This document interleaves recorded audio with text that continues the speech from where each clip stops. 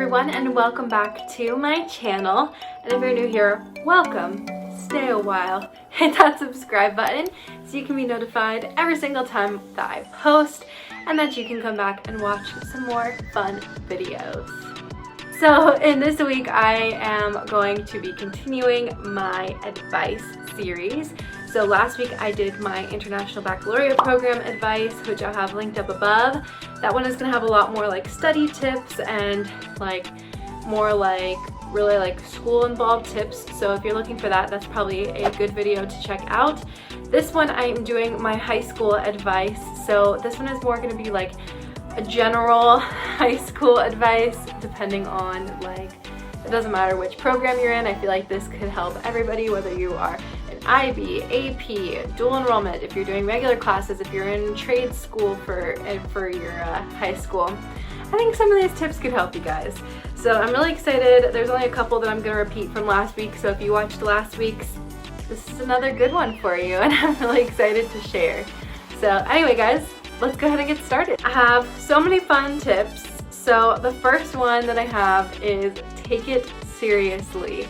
I know a lot of people think high school is just like, it's whatever, it's not as important as college, it's not a big deal, it's just time to enjoy myself, which don't get me wrong, I think that you should definitely enjoy yourself, but I think some people take that a little bit too far and they don't invest in their schoolwork, they don't invest in extracurriculars, they don't work, they don't do internships, anything like that. And I think that that's so much wasted time for the 4 years that you're in high school, because all those things can help you get into college and also help you to get into jobs in the future.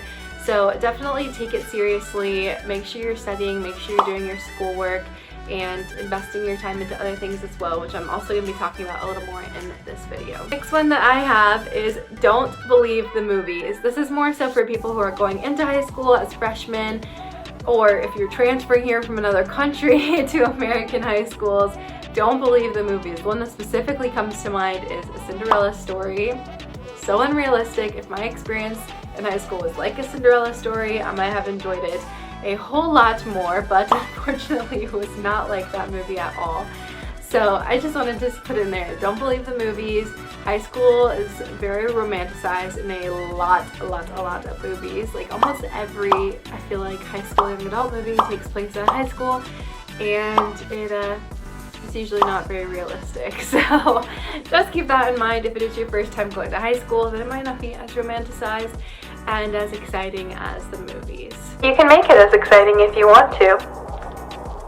My next tip is get ready to drop on the totem pole. I'm sorry to say it, if you are a freshman and you're just coming out of being the big, tough 8th grader and now you are going to be a freshman in high school, I'm just gonna let you know, get ready to drop on the totem pole, because seniors, it's just like a very totem pole system from freshman, sophomore, junior to senior. That's just the way it works in high school. I remember my first time in a high school when I was a freshman. First of all, I looked a lot older than my age, and so people thought I was a senior. I wasn't, I was a freshman. So luckily I didn't really get picked on too much, but I heard some of the seniors making comments. Like one of them said he was going to do a number 2 in the bathroom and leave it there for the freshmen, which I'm just like, how immature could you be? Let's be honest here. But it's so true. Seniors are like the top dogs. They're getting ready to go to college. They have things planned out a lot of the time, but sometimes you just have to be prepared as a freshman just coming from 8th grade that you are about to be dropped on the totem pole again, because that's just the way that high school works. My next tip is to apply for scholarships. You can do this every year of high school, and I would suggest applying for as many as you possibly can. Even if your parents did Florida prepaid, or whatever state you're in prepaid, or if they have the Gerber Life plan, whatever that is, even if they have a college plan for you, even if you have a college savings, still apply for scholarships, because that money is things that you can use towards other things. If you do get the scholarships, you could use it towards books, food while you're on campus, activities while you're on campus. so many other things, or you could actually take out the money at the end and invest it into a home, into a wedding, into a car, into anything once you graduate college if you get those scholarships, and stay on top of them and keep your grades up so that you can maintain them throughout high school and college. Those are so helpful, and there's literally so many scholarships that you can apply for. If you just search scholarship websites on Google, you'll be able to find so many, like a huge list. And if you just apply for a couple every day or a couple every week, by the time that you're a senior, you'll have applied for so many, and hopefully you can receive some. My next tip is to nourish yourself. I talked about this a little bit in my last video, but it's really important when you're in high school to nourish yourself, to take naps, to get a lot of rest, to be physically active, to eat nutritiously, to nourish your mind. There's so many things that go into it besides just school and like your sports program and your extracurriculars, but it's really important to take care of yourself as well, which I feel like a lot of people forget about. So just make sure that you are taking care of yourself, nourishing yourself, and make sure that you're putting yourself first to keep yourself going during those 4 years of high school. My next tip is to plug into people and activities outside of school. So I think this is a really important one because it's important to connect with people outside of your school group, because these are people that you can make connections with and friendships with and what's the word I'm looking for, and network with in the future. But like a group that I really plugged into was my youth group when I was in high school, and I met a lot of friends from a lot of different schools and a lot of friends of different ages. I think the age thing is also really important because when I was a senior, my best friend was an 8th grader. She still is one of my best friends in the whole world. But I think that that's so important because if I had just stayed friends with people in my high school, I would have never met her, and I would have been really sad because she is one of my best friends and she's so fun. And even though I was a senior and even though she was in 8th grade, we still got along so well. I think that's really important. You can also meet like college kids and other people around your age group that might not be going to your specific high school, or people who are at a different high school. Blake was at the high school next door while I was at the one that I was at, and I only met him because of youth group. So definitely plug into different activities and different groups outside of just your high school. That's my advice. The next advice is to get involved in extracurriculars.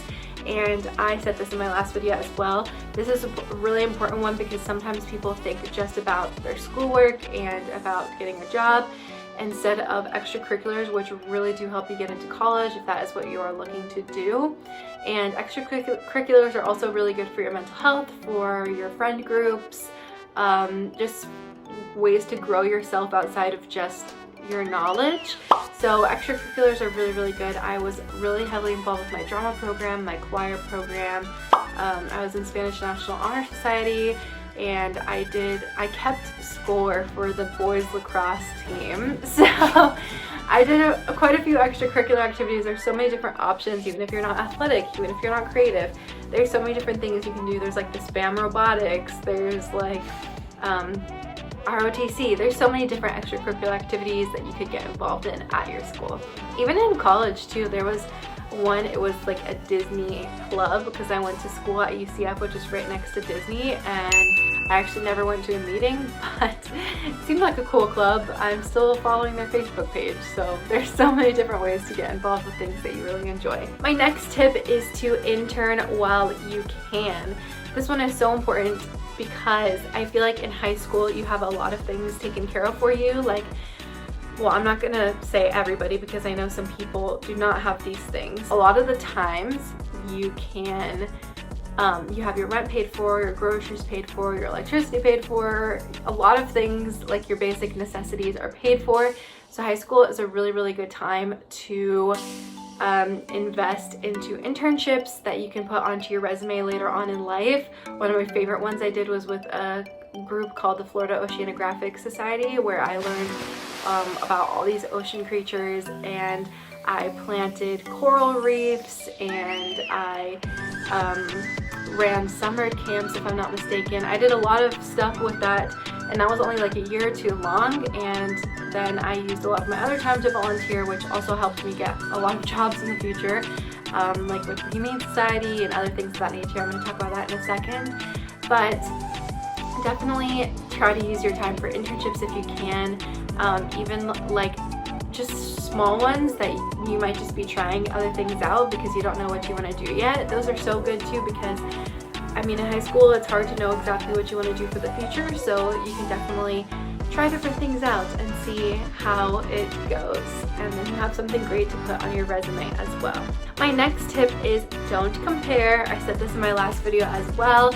This one is so important because I feel like I see so many people all the time sharing their test grades, sharing sharing their success stories, which is great. You should definitely like encourage each other and support each other, but when you are constantly comparing test grades, it can make you just feel like you're in such a slump, or you're not as smart as other people, which I feel like is not as true as you might think it is in your head. You might just be having a bad week, or you might not have studied as hard for that test, and you can work really hard for the next one. So try not to compare. I know it's super hard, especially when you're in high school, but it'll definitely help you in the long run to stay focused on your own path and to not get distracted by things in the other lanes. That's the best analogy I can use. Be kind to one another. High school is a scary place. Everybody is finding their own path, everybody is growing, everybody is learning, and there's a lot of bullying that happens. I was a victim of bullying. I think everybody is a victim of bullying, especially in this day and age where there is cyberbullying happening. Cyberbullying is like, it is so bad. I hate cyberbullying so much, and I get hate comments all the time. So I mean, I guess high school is just a preparation for the real world, because people love to bully each other in work settings and online, but it just sucks because I feel like we should all be kind to one another. But that is my tip, is to be kind to one another. You never know what someone is going through in high school. You never know what struggles they're facing, what's happening at home, what's happening in their own heart and their own mind, and you never know people that you're going to connect with later on down the road. It's actually really funny. So this isn't exactly about high school, but it could happen.